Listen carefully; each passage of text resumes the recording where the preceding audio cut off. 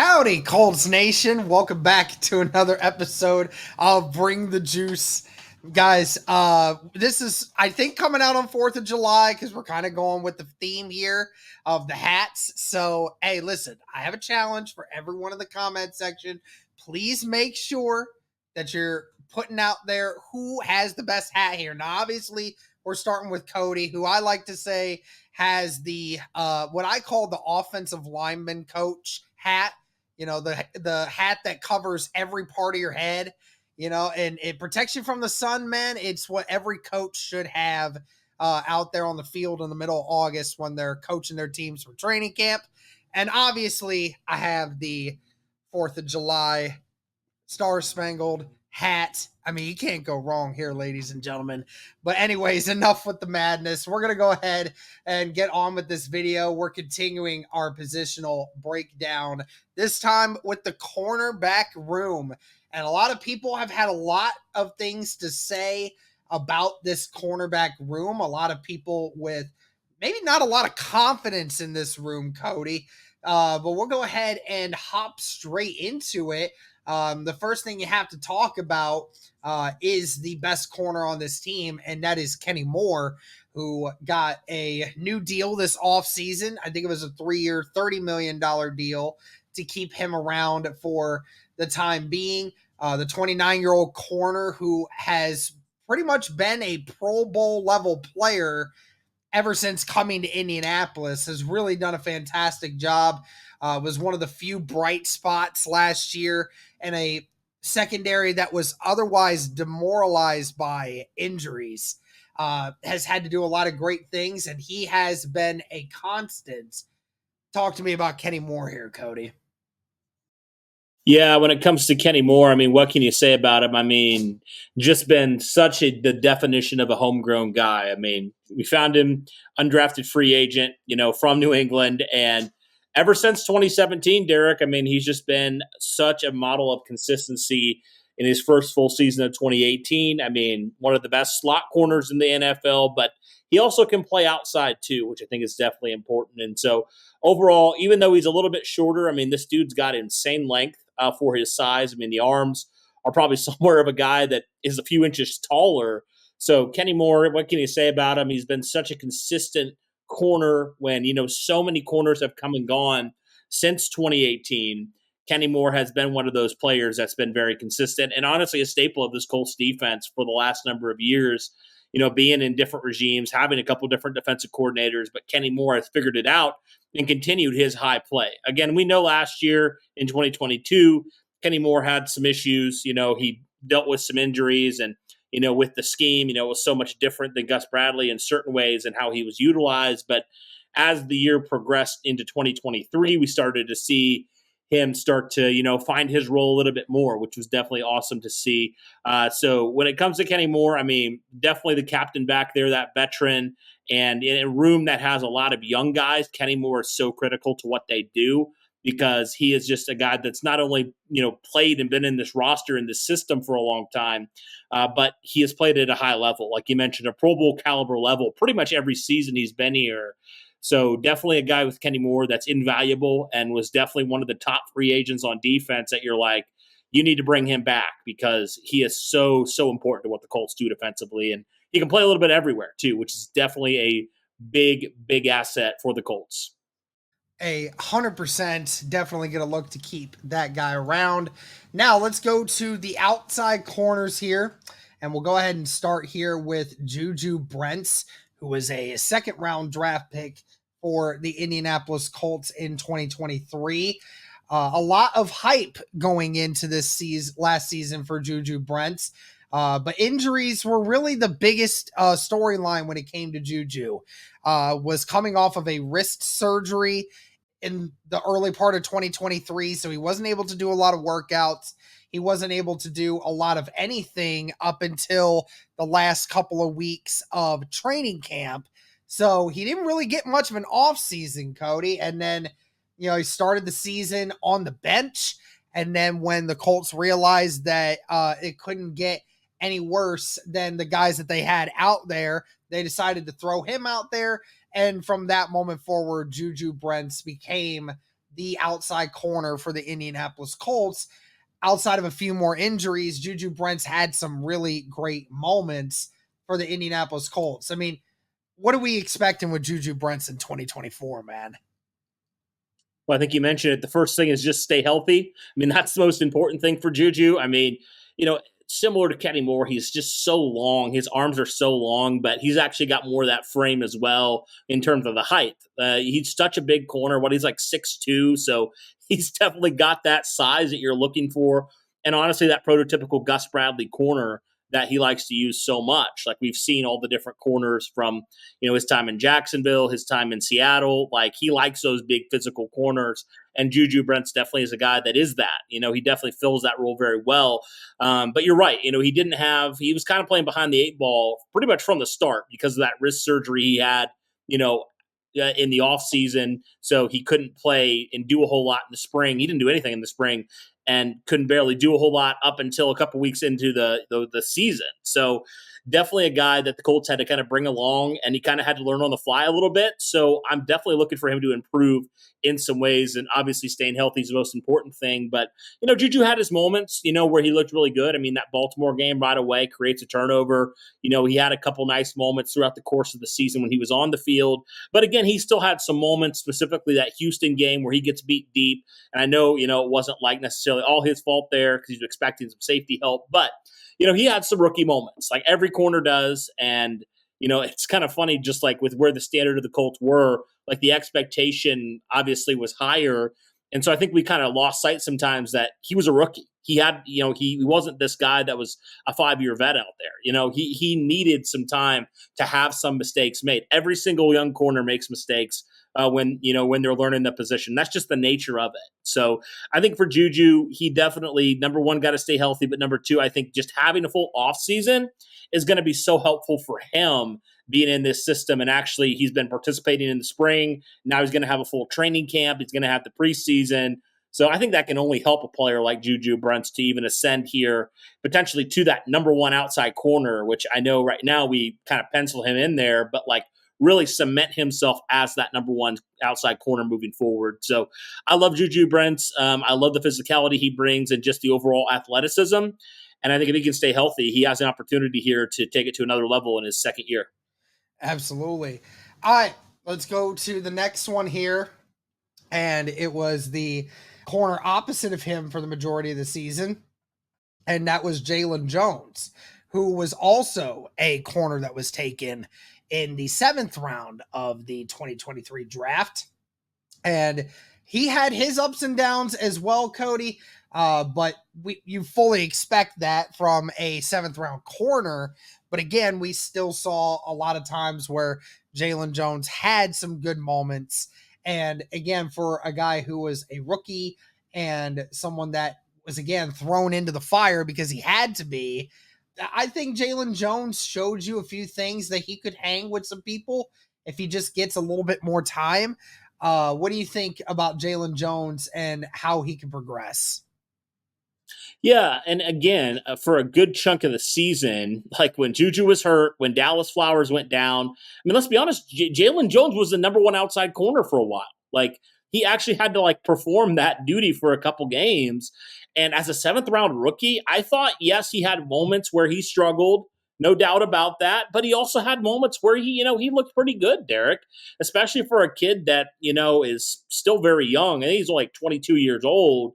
I think a lot of people kind of just didn't give him credit for what he had to do, given the fact that he was basically thrown in there as well and said, good luck, figure it out, and, in certain ways he did, in certain ways, certainly he's got to grow and he's got to become better as a player. But yeah, when it comes to Jaylen Jones, obviously the Colts saw enough in him where they feel confident that he moving forward can be a part of the solution. They didn't feel like they needed to really address it at all, Derek, this offseason. So I am looking forward to year number 2 for Jaylen Jones because he's a kid that played at A&M and was in the SEC for a couple of years and played some really good competition. So, I mean, he's no stranger to having to go out there and compete. So I'm really looking forward to year 2 with him. Absolutely. All right, we move on to corner that was supposed to be the full-time starter for last year, but ended up getting hurt as well or during the first couple weeks of the season. and that was Dallas Flowers, who, again, he was having a very solid training camp. First couple weeks into the season, Dallas Flowers was playing insanely well. And ultimately, I believe it was I don't remember if it was the Achilles or the ACL. Which one was it, Cody? I have no clue. I forget. I'm pretty sure it was the Achilles. Let me double check on that. Yeah, But I'm pretty yeah, it's like, sure. one or the other. We like to say that, but at the same time, we don't want to be rude Yep. to the fact It's that it's Achilles. it's Yep, it Achilles. was Achilles. Okay, I thought it was, but I just wanted to make sure. Anyways, went down with that Achilles injury early in the season. Again, guys, this is the cornerback room for the Indianapolis Colts last season. It got decimated. So, I mean, that your eventual number one guy was out for half the season and during training camp and all the offseason. Your number two guy goes down with injury within the first couple weeks of the season. It just got worse and worse for the Indianapolis Colts. But Dallas Flowers, I'll tell you what, Cody, I truly am very happy that Dallas Flowers is coming back. And I am actually very excited to see what Dallas Flowers is capable of in 2024. I know a lot of people don't want to hear about it. I know a lot of people are going to write off Dallas Flowers as if he's a nobody corner. But again, I'm telling you, he was playing in the first 4 weeks of the season, was playing like an average NFL corner in this league. And if you can play at that as the number two corner, I feel very confident in his chances to make himself better, especially since he is also a very young player. So I like the upside with Dallas Flowers. What about you? Yeah, I like the upside with him too. I mean, a kid that came in, pretty old for the position. I think he was like 23, 24 when he came in as a rookie. So when you look at it, you're like, oh, you talk about young corner, but what, he's like 25, 26 already. But I mean, playing wise, he's still extremely young. So I'm very intrigued for Dallas Flowers and definitely excited that he's made a full recovery. He's out there for, the spring and is doing things and looks to be pretty good and pretty ready to roll. So, yeah, I'm very excited for Dallas Flowers and what this means for him. Like you said, I think he played some pretty good football when he got the opportunities last year and just got to stay healthy, similar to JuJu Brent's. But if he can do that, I think he's going to make a major boost. And, you were right, Derek, in talking about this corner room last year. The injuries were just terrible for this corner room. I don't think any unit last year, any position group got hit worse than the corner room. I don't think it's even close, honestly, Derek, because you talk about you lose Stephon Gilmore, which obviously, that's a decision the Colts made, but Gilmore didn't want to be there because he didn't think the Colts were going to contend. And then you have Isaiah Rodgers go and do that, and the Colts release him. And then all of a sudden, you're looking at your cornerback room, and there's a lot less depth in that room than there was a season prior. So you have to rely on guys that really have not played at all. Like he had two rookies and essentially another rookie in Dallas Flowers last year. So the fact that he showed some good things is very encouraging. And if he can stay healthy, I think regardless if he's the quote unquote number two outside corner, I think he's going to get a lot of playing time. I think he's going to get a lot of playing time because he showed that he could be at least a halfway competent corner in today's NFL. So that's definitely a win, especially for a unit. And I think just a position in general that you always need more quality depth, regardless of if it's Jaylen Jones or Dallas Flowers at that number two. He's going to play and he's going to contribute and he's going to be very important to this team moving forward. So those are the reasons why I think the Colts feel confident in their corner room is because they saw some good play from players like Dallas Flowers last year, a guy that nobody expected to come in and do anything. But when he came in, he played some really good ball for him. Absolutely. Okay, we'll move forward here with another couple players here. Let's just make this one really quickly. Public enemy number one when it comes to the cornerback room. We all know who that is. Daryl Baker Jr. Cody, are we praying that we never have to see Daryl Baker on the field ever again after what we saw last season? Honestly. I kind of am, to be honest with you. It was pretty bad last year for Daryl Baker Jr. It was pretty rough. I do think as the season went on, he obviously didn't play nearly as much, but I thought he had some decent moments. So I don't think it was completely bad all the time for Daryl Baker. But this was a guy that was like for the entire spring was slotted into a starting corner position. and then just did not look like he belonged at all out there. So, yeah, hoping and praying that, Daryl Baker Jr. is like the number 5 corner at this point. Like that's kind of where you're hoping, more of a special teams guy, and just kind of that's it, because you don't want to have to rely on Daryl Baker Jr. to, be out there, because we saw. But again, he still is, Derek. To be fair to Daryl Baker, similar to these other corners, he was put in a very unforgiving situation. He's a young player that literally had no experience playing at the NFL level. And yes, he was not good. I mean, there's no doubt about that. I mean, he was not good, but also like he was a young player too. And he made a lot of mistakes, but I'm hopeful that he maybe grew from some of those, and, he can put it together. And if he is needed again, he can actually look semi-decent out there now that he's got some experience. But in an ideal world, Daryl Baker doesn't touch the field on defense. Yeah, and then the last player we'll kind of discuss here before we kind of lump the remainder of these guys in on one group is Jaylen Simpson, who, again, the Colts drafted this offseason, was a 5th round pick this year, former safety for it was Auburn. Yeah, and now they're suggesting the potential move to cornerback. Mainly, I think a lot of it also had to do with the size factor. 5'11", 180. So a very small player. I do wonder, Cody, if they potentially try to move him in at slot corner as a backup behind Kenny Moore. I'm not 100% sure of that. Mainly because right now there's not a lot of potential behind Kenny Moore for that slot corner position. Micah Abraham is another one who's about the same size. So we kind of talked about that. But I mean, when we're talking about Jaylen Simpson, it has some big playability, but I mean, we don't know whether or not he's going to truly make it out of camp, or if he's going to make it at corner. It'll be interesting to see how he does. Yeah, I mean, you talked about it. He's the guy that at free safety. I mean, he was a ball player. He was definitely a good player for Auburn. He was around the ball a lot. He had 4 picks last year at Auburn. So I mean, this is a guy that knows how to get around the ball and make plays. So I'm intrigued with that moving down to corner, because I feel like you can get away with that a little bit more at corner. I mean, 5'11" is not that small for a corner, Derek. Honestly, that's not too bad. Maybe he can get a little bit bigger, maybe a little bit, but I mean, 180 is not the end of the world. I don't think that's a little bit small for sure, but I don't know. I feel like that projects, because I mean, Kenny Moore's only like 10 pounds heavier. So I mean, if he puts on a little bit more muscle, I mean, could Jaylen Simpson potentially, kind of build into that frame a little bit more? I think that's possible. And then you mentioned, Micah Abraham, who I think right now might slide into that backup slot, because he did play a lot of that at Marshall.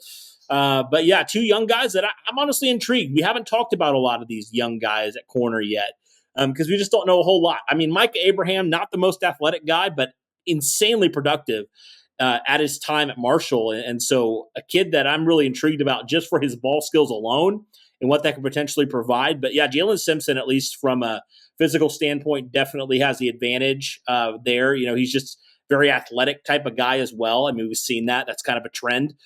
So I'm very intrigued to see how that translates to corner. I'm not entirely sure how that'll work at corner, but I'm very intrigued to see that. Is he a guy that factors into the roster at all?